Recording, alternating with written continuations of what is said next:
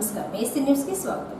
మే 13వ తేదీన జరిగే assembly parliament ఎన్నికల్లో ప్రతి ఒక్కరూ ఫ్యాన్ గుర్తుపై ఓటు వేసి ఎమ్మెల్యేగా హనుమిరెడ్డిని, ఎంపీగా తనను భారీ మెజారిటీతో గెలిపించాలని బాపట్ల పార్లమెంటు సభ్యులు నందిగాం సురేష్ అన్నారు. సంతమాగులూరు మండలం కుందుర్తి గ్రామంలో బుధవారం రాత్రి ఎన్నికల ప్రచారంలో ఎంపీ నందిగాం సురేష్, పాణెం హనుమిరెడ్డి హాజరయ్యారు. ముందుగా ఇంటింటికి తిరిగి రాష్ట్ర ప్రభుత్వం పాలన గురించి వివరించి ప్రతి ఒక్కరూ వైసీపీకి ఓటు వేయాలని కోరారు. టీడీపీ వాళ్ళ అబద్ధపు హామీలు ఎవరూ నమ్మవద్దని ఎంపీ ఓటర్లకు తెలిపారు. అలాగే గురువారం అద్దంకి పట్టణంలోని 20వ వార్డులో వైసీపీ నాయకులు పాణెం నరసింహారెడ్డి ఎన్నికల ప్రచారంలో పాల్గొన్నారు. ఇంటింటికి తిరిగి మే 13వ తేదీన జరిగే ఎన్నికల్లో ప్రతి ఒక్కరూ హనుమిరెడ్డికి ఓటు వేసి గెలిపించాలని కోరారు. అదేవిధంగా పంగులూరు మండలం జాగర్లమూడి వారిపాలెంలో ఇన్ఛార్జ్ హనుమిరెడ్డి ఎన్నికల ప్రచారంలో పాల్గొన్నారు. గ్రామంలో ర్యాలీగా బయలుదేరి ఇంటింటికి తిరిగి ప్రతి ఒక్కరూ ఫ్యాన్ గుర్తుకు ఓటు వేసి తనను భారీ మెజారిటీతో గెలిపించాలని హనుమిరెడ్డి కోరారు. అద్దంకి నియోజకవర్గం అభివృద్ధి వైసీపీతోనే సాధ్యమవుతుందని హనుమిరెడ్డి చెప్పారు.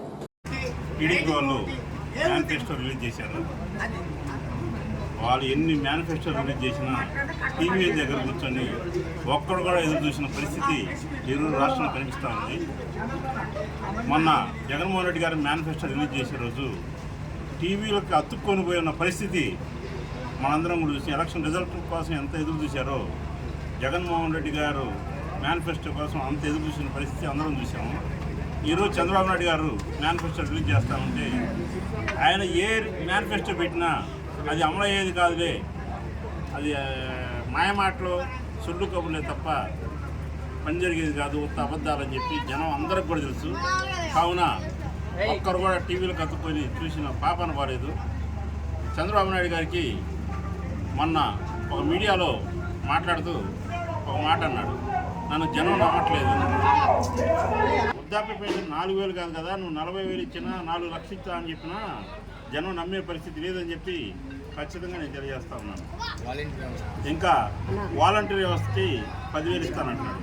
10,000 కాదు స్వామి, నీకు అర్థం కావట్లేదు, నిన్ను నమ్మట్లేదు జనం అంటే 10,000 ఇస్తా, 50,000 ఎన్ని ఇచ్చినా నమ్మట్లేదు. చంద్రబాబు నాయుడు గారికి ఈరోజు రాష్ట్రంలో ఎలా ఉందంటే పరిస్థితి, ఆయన నోట్లోంచి ఏదొచ్చినా అబద్ధం అని చెప్పి రాష్ట్ర ప్రజలందరూ కూడా నమ్మిన పరిస్థితి మనం చూస్తూ ఉన్నాం.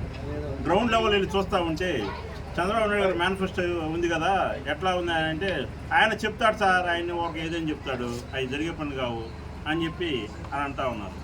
ఇంతకుముందు గతంలో 2019లో కానీ 14లో కానీ ఆయన ఏ మేనిఫెస్టో ఇచ్చినా ఒక్కటి కూడా అమలు పరచలేని పరిస్థితి మనందరం చూసాం. ఆయన ఈరోజు ఏం చెప్పినా జనం నమ్మరు. అసలు ఆయన ఇచ్చింది ఊరికి ఒక ఉద్యోగం కూడా లేని పరిస్థితి మనందరం చూసాం. కాబట్టి చంద్రబాబు నాయుడు మేనిఫెస్టో గురించి అసలు మనం డిస్కస్ చేసుకోవటం అనవసరం అని నాకైతే అనిపిస్తూ ఉంది.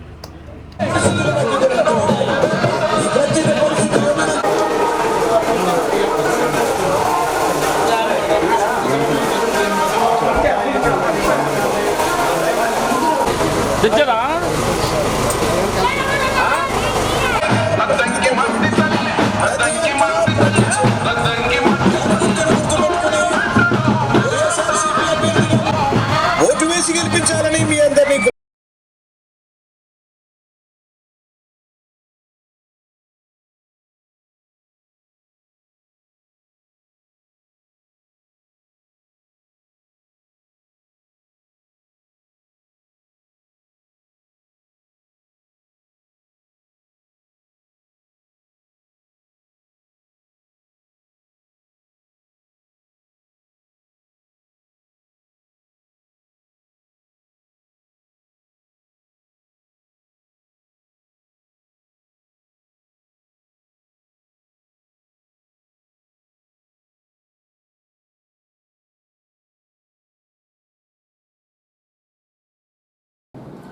ఆంధ్రప్రదేశ్ రాష్ట్ర ప్రభుత్వం పెన్షన్దారులను దారుణంగా మోసం చేసిందని, పెన్షన్ నగదు గత నెల మాదిరిగానే సచివాలయం సిబ్బందిచే కాకుండా డీబీటీ రూపంలో బ్యాంకు ఖాతాలో పెన్షన్ నగదు జమ చేయడం పట్ల బ్యాంకుల వద్ద మండుటెండలో క్యూలు కడుతున్నారని, ఇది ముఖ్యమంత్రి వైఫల్యమని అద్దంకి శాసనసభ్యులు గొట్టిపాటి రవికుమార్ విమర్శించారు.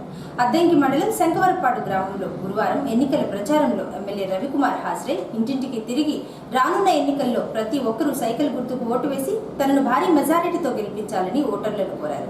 ఈ సందర్భంగా రవికుమార్ మాట్లాడుతూ వృద్ధులకు, వితంతువులకు, వికలాంగులకు ప్రతి నెల ఇచ్చే పెన్షన్ నగదును గత 2 నెలల నుంచి పెన్షన్ నగదు పంపిణీ చేయడంలో విఫలం చెందారని, పైగా పెన్షన్ పంపిణీ చేసే విషయంలో తెలుగుదేశం పార్టీ వాళ్ళు ఏదో అడ్డుకున్నారని లేనిపోని ప్రచారం చేస్తున్నారని రవికుమార్ తీవ్ర స్థాయిలో మండిపడ్డారు.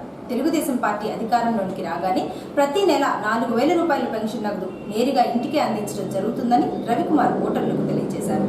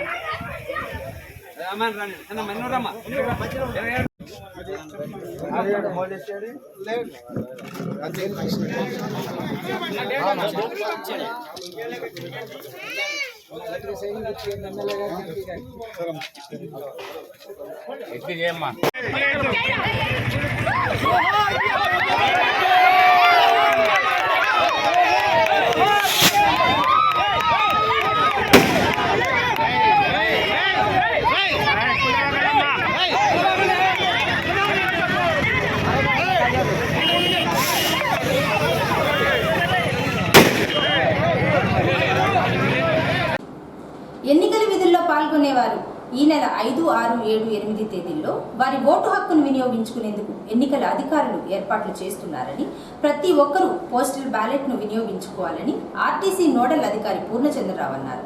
అద్దెంకి ఆర్టీసీ బస్టాండ్ ఆవరణంలో గురువారం ఎన్నికల డ్యూటీలకు వెళ్లే సిబ్బందికి తమ యొక్క ఓటును పోస్టల్ బ్యాలెట్ ద్వారా ఎలా వేయాలి అనే విషయంపై అవగాహన సదస్సును ఏర్పాటు చేయగా నోడల్ అధికారి పూర్ణచంద్రరావు హాజరై మాట్లాడారు.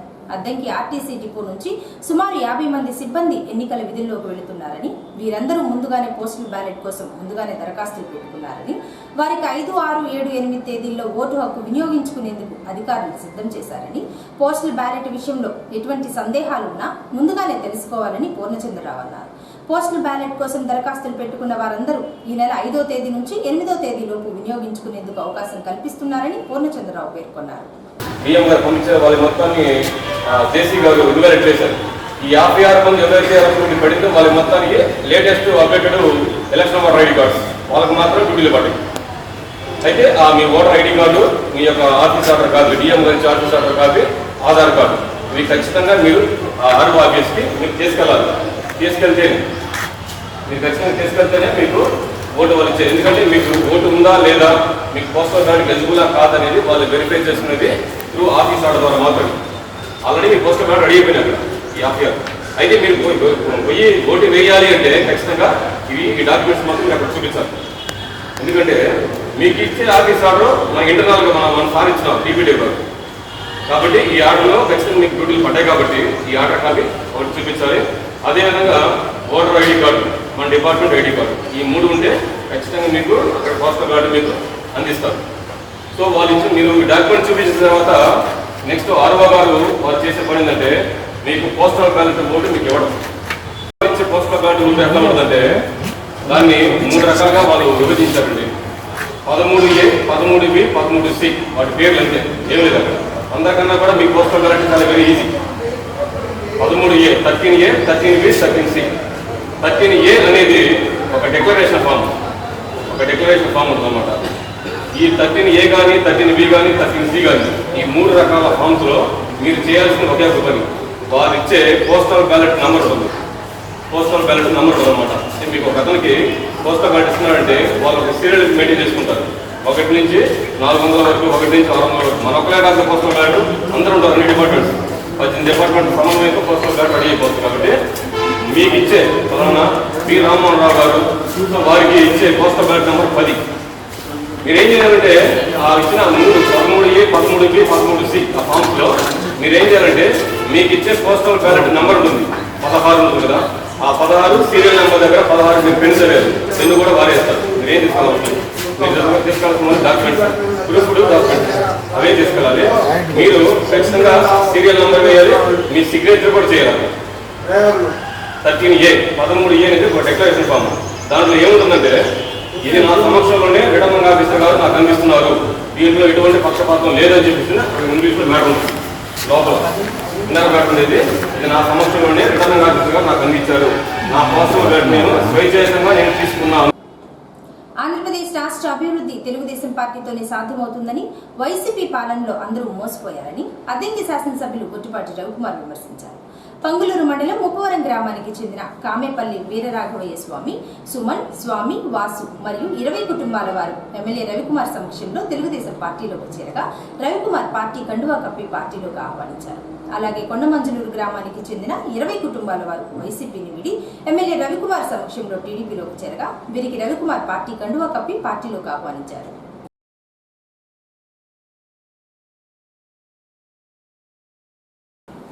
ఏసీ న్యూస్ ఇంతటితో సమాప్తం. నమస్కారం.